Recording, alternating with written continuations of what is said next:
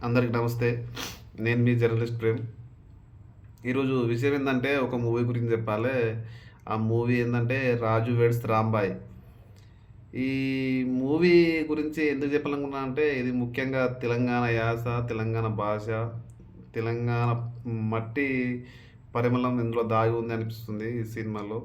ఈ సినిమా చూసినంత సేపు నేను ఒక పల్లె నుండి తెలంగాణ పల్లెల్లో పుట్టి పెరిగాను కాబట్టి, సినిమా చూసినంత సేపు ఈ సినిమాలో ఏదో మనమే హీరో అయినట్టు, ఈ సినిమా ఏదో మన కోసమే తీసినట్టు, అందులో రియల్ క్యారెక్టర్ మనదే అయినట్టు అనిపిస్తుంది. ఎందుకంటే అది సినిమా ఆ స్టోరీ రియల్ స్టోరీ అంట. కాకపోతే దాన్ని కొంచెం మాడిఫై చేసి డైరెక్టరు ఇంకొంచెం అంటే దాంట్లో కొంచెం లవ్ స్టోరీ ఎక్కువ యాడ్ చేసి, కొంత కొంత కామెడీ యాడ్ చేసి తీసిండు. చాలా బాగా తీసిండు నిజంగా అసలు. కాకపోతే దాంట్లో రియలిస్టిక్ ఉంది.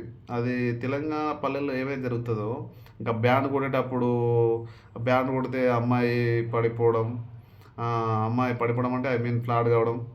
ఆ తర్వాత ఆటో నడిపేటోళ్ళకి పడిపోవడం. ఇవన్నీ కామన్ అన్నమాట విలేజ్‌లలో. ఈ తెలంగాణ విలేజ్‌లలో. ఎవరైతే ఆటోలలో మంచి మంచి పాటలు పెట్టి, మంచి ఊపర్లు పెట్టి ఇట్లా స్టైల్‌గా రోడ్ పొంటి పోతారో వాళ్ళకు అమ్మాయిలు ఫ్లాట్ అయితుంటారు.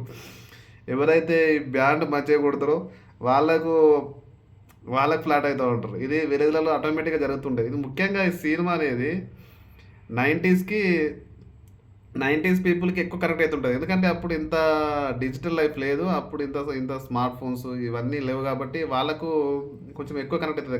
ఒక చిన్న డబ్బా ఫోన్ ఉంటది.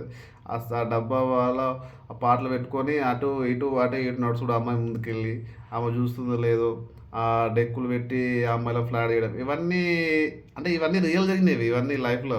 ఏదో కొత్తగా సినిమాలో క్రియేట్ చేసినవి కాదు. ఇది కొంచెం కమర్షియల్ కాకుండా రియల్‌గా ఉందన్నమాట ఈ ఫీలింగ్. సో, అందుకే ఈ సినిమా అంటే సాధారణంగా సామాన్య ప్రజలకు ఎక్కువ కనెక్ట్ అవుతది. ఇవి సిటీలో పుట్టిన వాళ్ళకు ఇది ఎక్కువ తెలియదు. ఈ హైదరాబాద్ గానీ, ఈ టౌన్‌లలో పుట్టి పెరిగిన వాళ్ళకు ఇది ఎక్కువ అర్థం కాదు ఈ సినిమా. ఎప్పుడైతే నువ్వు విలేజ్ నుంచి వస్తావో అప్పుడు ఇవన్నీ ఏదో మనమే ఆ సినిమాలో యాక్టింగ్ చేసినట్టు అనిపిస్తది. ఈ సినిమా ఈ హైప్‌కి, ఈ రేంజ్‌కి రావడానికి ముఖ్య కారణం ఎవరంటే, మన 'సురేందర్' అన్న ముఖ్య పాత్ర 'సురేందర్' అన్నది దీనిలో. ఎందుకంటే 'సురేందర్' అన్న లిరిక్స్ అంటే మామూలుగా ఉండవిగ. నేను 'సురేందర్' అన్న లిరిక్స్‌కి పెద్ద అభిమాని. ఎప్పటినుండో ఆ అన్న లిరిక్స్‌కి పెద్ద అభిమానిని. ఇంతకుముందు లవ్ స్టోరీలా ఒక పాట రాసుండే అన్న. ఈ దారిలోని ఈ దారిలోని గందరగులాలు మంగళవాయిద్యాలుగా అన్ని వినిపిస్తున్న అల్లరలు ఏమో మన పెళ్ళి మంత్రాలుగా చుట్టూ వినిపిస్తున్న చుట్టూ వినిపిస్తున్న అల్లరలు ఏమో మన పెళ్ళి మంత్రాలు. ఒక్కొక్క లిరిక్ మామూలుగా ఉండదు. ఈ పాట ఎట్లున్నదంటే ఎన్నిసార్లు విన్నా మళ్ళీ వినాలనిపిస్తుంది. అట్లుంటుంది సురేంద్ర అన్న లిరిక్స్. ముఖ్యంగా ఈ సినిమాకి చూసుకుంటే ఈ 'రాజు రాంబాయ్' అనే పాట దాంట్లో రాసిండు. కాకపోతే అది ఇంతకుముందు ఒక ట్యూన్ ఉండే 'మంజుల నీ మీద నాకు మనసాయ్' అని దాన్ని కొంచెం ఇక్కడ తీసుకొచ్చి 'రాంబాయ్ రాజు' పెట్టి తర్వాత ఒక పల్లవి ఉంటది. రాజ్యమేది లేదు గాని రాణిలాగా చూసుకుంటా కోట కట్టలేను గాని కళ్ళల్లో నిన్నే దాచుకుంటా రాధా ఎట్లా రాసి ఉన్నా కలిపి నీతో రాసుకుంటా స్వర్గమంటూ ఉన్నదంటే ప్రతిరోజు నీతోనే పంచుకుంటాం నిన్ను గన్నా మీ నాన్న కన్నా అల్లారు ముద్దుగా సాదుకుంటా నీకు కోపమస్తే కొంత దూరం ఉంటా నువ్వు గీత గీస్తే నేను దాటనంట కంటి రెప్ప దాటకుండా కాపలుంటా